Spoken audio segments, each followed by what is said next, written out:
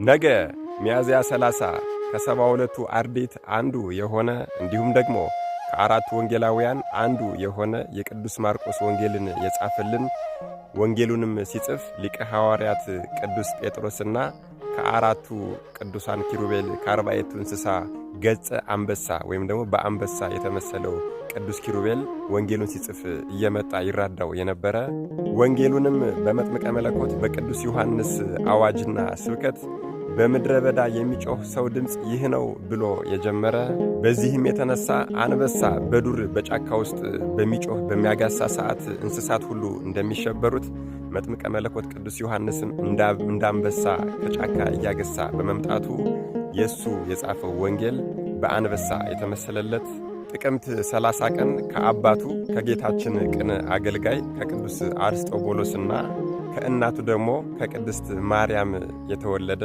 የተባረከች እናቱ ቅድስት ማርያም ጌታን ያገለገለች ቤቷን ለጌታችንና ለ12ቱ ሐዋርያት በስጦታ መልክ ያበረከተች ከ36ቱ ቅዱሳን አንስት አንዷ የነበረች በዚህም የተነሳ የእርሷ ቤቷ የመጀመሪያዋ ቤተ ክርስቲያን ጽርሐ ጽዮን ስትሆን ይህች ቤትም እጅግ በጣም በሚገርም ሁኔታ በበዓለ 50 መንፈስ ቅዱስ ወርዶባታል። እናታችን ቅድስተ ቅዱሳን ንጽሕተ ንጹሐን ቅድስት ድንግል ማርያም ባረፈች ሰዓትም ግንዘቷ ተከናውኖባታል። አባት ቅዱስ፣ እናት ቅዱስ፣ ልጅ ቅዱስ እንዴት ያለ መታደል ነው!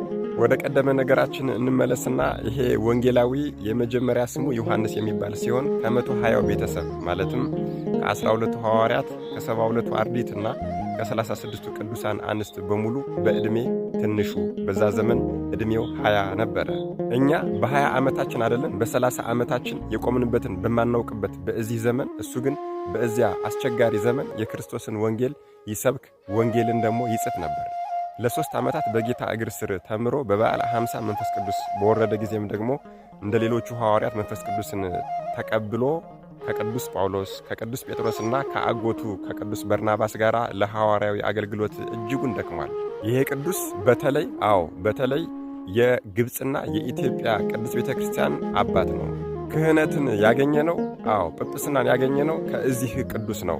የዓለም አብያተ ክርስቲያናት በሙሉ ሊቀ ጳጳስ ክህነትን የመሰረተልን መድኃኔዓለም ኢየሱስ ክርስቶስ ሲሆን ከመድኃኔዓለም ከኢየሱስ ክርስቶስ ቀጥሎ የተሾመልን በእስክንድሪያ ይሄ ቅዱስ ነው።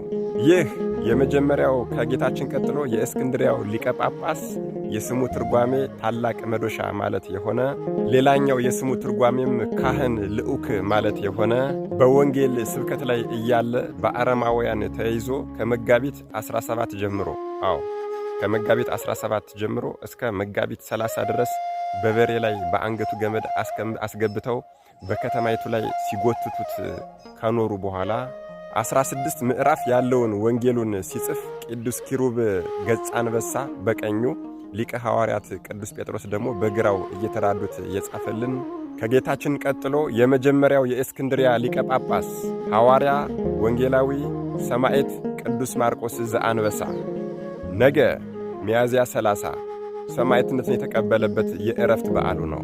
በነገራችን ላይ የመጀመሪያው የእስክንድሪያ ሊቀ ጳጳሳት እስክንድሪያ ስል ያልገባችሁ ሰዎች ካላችሁ እኛ ኢትዮጵያውያን ክህነትን ይዘን የመጣ ነው ከእስክንድሪያ ነው። የእስክንድሪያ የመጀመሪያው ጳጳስ ደግሞ በሰው ደረጃ ቅዱስ ማርቆስ ነው። ይህም ማለት የክህነት ቅብብሎሹ የመጀመሪያው ጌታችንና መድኃኒታችን ኢየሱስ ክርስቶስ ሲሆንና ከዛ ቅዱስ ማርቆስ አናኒዮስ፣ መሌዎስ፣ ካርዳኖስ እያለ ወደ ታች ይወርዳል።